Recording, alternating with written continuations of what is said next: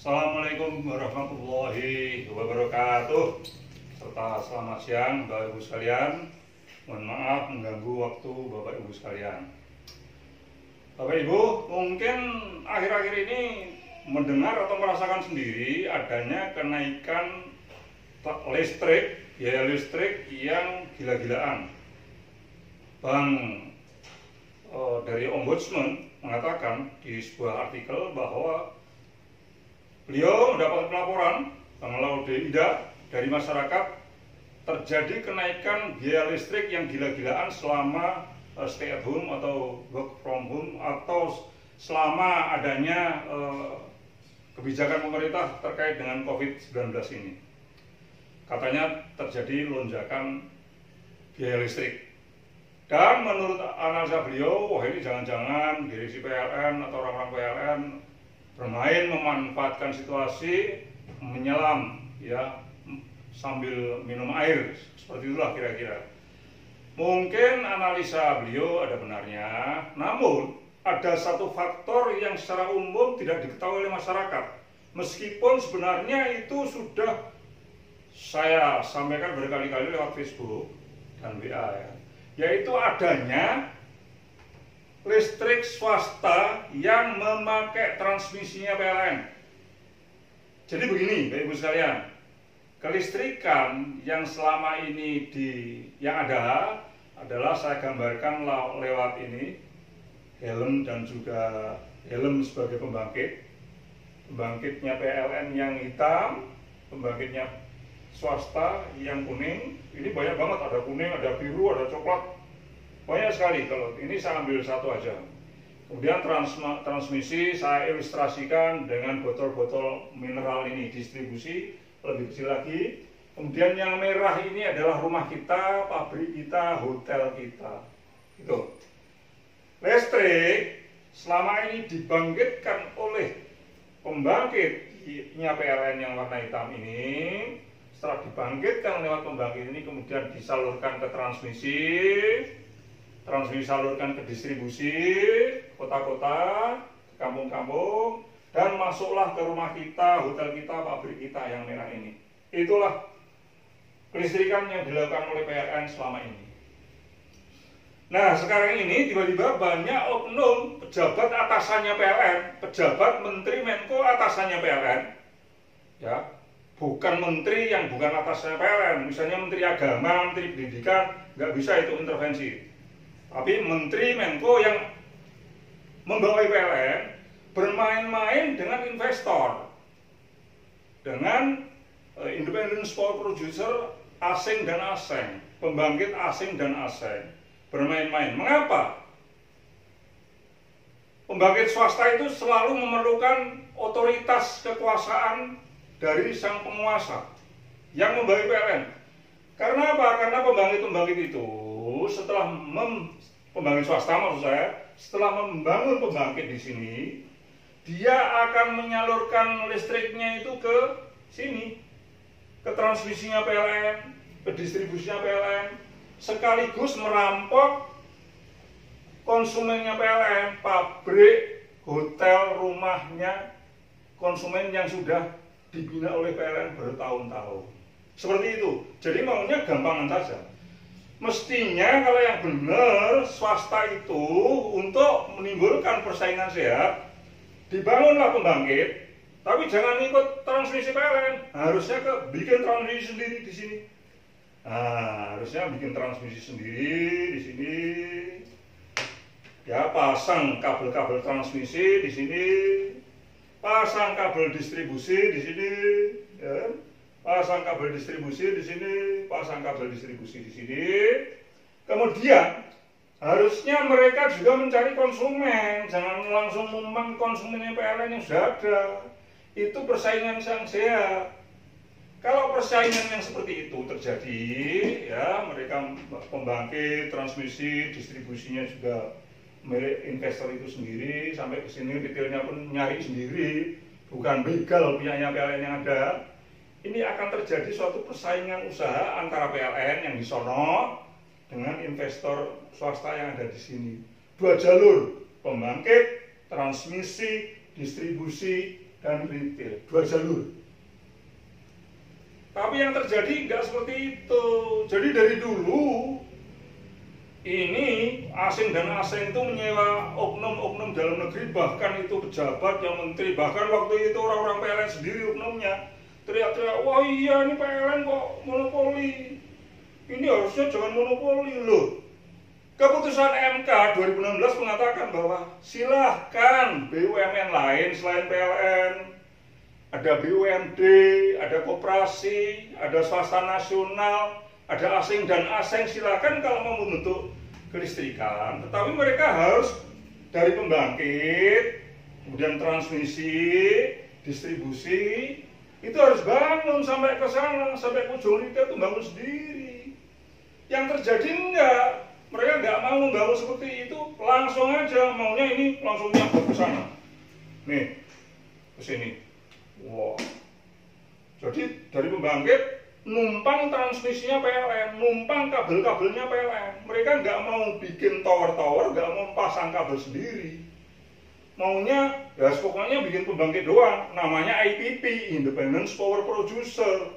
Setelah itu IPP, pembangkit IPP tadi nyalurkan stromnya memakai towernya PLN. Atas dasar apa? Tower-tower dan distribusi PLN ini dibangun oleh negara dengan uang rakyat, dan kemudian sesuai dengan konstitusi ini semua diamanahkan ke PLN untuk melistriki rakyat pakai tower-tower ini tadi yang saya sampaikan itu. Tetapi sekali lagi ini tiba-tiba banyak oknum pejabat, wah saya mau berwira swasta, pejabat atau berwira swasta, kemudian mengundang investor. Intinya dengan jabatannya dia bisa memaksa PLN yang memiliki transmisi dan distribusi ini, hei PLN, tolong itu transmisi dan distribusinya mau tak pakai pembangkitku yang kerjasama dengan asing dan asing itu langsung tak salurkan ke transmisimu dan merampok konsumenmu. Itu kasarnya ngomong seperti itu. Terjadilah seperti sekarang ini di Jawa Bali. Akhirnya sekarang ini pembangkit swasta yang menguasai, pembangkit PLN yang hitam-hitam itu banyak, ada hitam sana hitam, pokoknya punyanya PLN hitam-hitam itu. Akhirnya karena takut sama sang Menko dan sang Menteri oknum, dia akhirnya nggak beroperasi, ditendang. Berapa besarnya? 15.000 megawatt. Tuh. Kemudian karena dia nggak kerja, ini transmisinya ini, distribusinya, bahkan ini retailnya dirampok mereka. Hanya membangkitkan di sini, listriknya masuk sini. Ini listriknya, towernya PLN. Pembangkitnya PLN sendiri ditendang keluar sistem, suruh tidur. Itu yang terjadi. Nah akhirnya karena PLN tidak ikut bermain listrik di sini, tower-towernya kelihatan punyanya PLN, tetapi yang ngalirin bukan stromnya PLN, tapi asing dan asing yang di backup oleh pejabat tadi. Nah, kemudian tarif listrik saat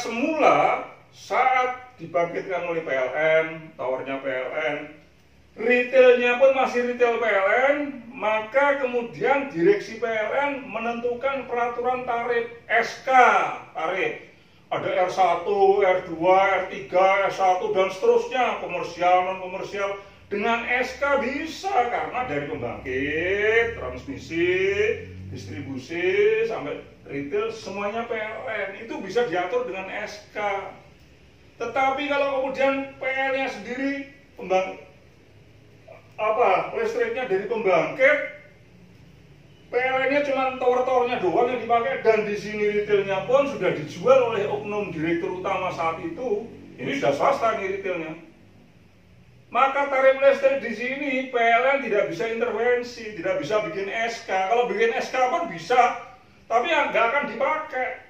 Karena apa? Yang terjadi adalah mekanisme pasar bebas. Dalam hal kelistrikan namanya MBMS, multi buyer and multi seller. Banyak penjual dan banyak pembeli, multi buyer and multi seller system. Mekanisme pasar bebas listrik ditentukan oleh Supply and demand ditentukan oleh pasokan dan juga kebutuhan. Pada saat kebutuhannya banyak, pasokannya kecil, akan melonjak harga listriknya. Seperti itu terjadi di Kamerun. Nanti suatu saat kalau ini dibiarkan terus, akan terjadi seperti Kamerun. Pada saat peak load beban puncak antara jam 17 sampai jam 20, antara jam 5 sore jam 10 malam, maka pada saat beban puncak itu orang pada pulang dari kantor, menghidupkan listrik, menghidupkan AC, menghidupkan heater, kebutuhan listrik melonjak. Kebutuhan listrik melonjak itu artinya depannya naik. Dengan demikian maka pembangkitnya harus dinaikkan juga. Tetapi di Kamerun itu suatu saat peak load, pembangkitnya yang harusnya 30.000 mega sore itu hanya dibangkitkan 20.000 mega. Artinya kurang 10.000 mega. Akhirnya apa? Rebutan listrik itu demandnya naik, otomatis kemudian ya supply-nya karena tadi dimainkan akhirnya kecil, jomplang antara supply dan demand, terjadilah lonjakan harga listrik sampai 15 kali lipat. Tuh resikonya ini tadi. Jadi sekarang ini Jawa Bali, sekali lagi saya sampaikan, pembangkit ini yang investor-investor ini banyak, tidak hanya satu ya, di sana ada, sana ada, sana ada. Ini masuk semuanya ke transmisinya PLN yang ada. Ya memang yang ada ini sekarang kan cuma ada transmisinya PLN. Kalau ada tower yang lainnya, tower-tower BTS yang di tengah sawah, tengah hutan, tapi itu kan nggak ada kabel sambungannya. Yang nyambung dari Sabang sampai Merauke, taruh seperti itu cuma kabelnya PLN. Yang berjejer-jejer di sepanjang Pulau Jawa, transmisi 500 kV dan 150 kV itu punyanya PLN saja. Yang ada sekarang ini. Nah, sekali lagi, investor pembangkit ini nggak mau bangun itu, maunya hanya membangun pembangkit saja, sekaligus terus kemudian masuk sini. Nggak mau bangun pembangkit, kemudian bangun transmisi, saya ulangi lagi biar jelas, bangun transmisi, tower-tower distribusinya dibangun, kemudian nyari langganan sendiri nggak mau. Jadi dia maunya hanya bagian pembangkit, kemudian ngangkangin asetnya PLN, transmisinya PLN, distribusinya PLN, bahkan konsumen PLN pun dirampok juga. Itu yang terjadi. Makanya waktu itu saya dengar itu orang-orang pendukung listrik swasta teriak-teriak, wah PLN monopoli, PLN monopoli. Akhirnya MK memberikan penjelasan pada sidang tahun 2016 putusannya. Silahkan kalau orang lain selain PLN, BUMN selain PLN mau bikin listrik swasta, BUMD bikin listrik swasta, koperasi bikin listrik swasta, pengusaha-pengusaha nasional bikin listrik swasta, silahkan. Tapi silahkan membangun pembangkit sendiri, transmisi sendiri, distribusi sendiri, sampai sana retailnya konsumennya nyari sendiri juga, dikira gampang nyari konsumen. Ini sudah puluhan juta konsumen PLN, baik pabrik, hotel maupun perumahan, yang sudah dibangun oleh PLN puluhan tahun yang lalu, tiba-tiba dirampok seperti ini. Nah ini makanya mengapa investor itu selalu didampingi oleh oknum pejabat. Bahkan oknum-oknum pejabat tadi dengan menggunakan kekuasaannya membuat PT-PT.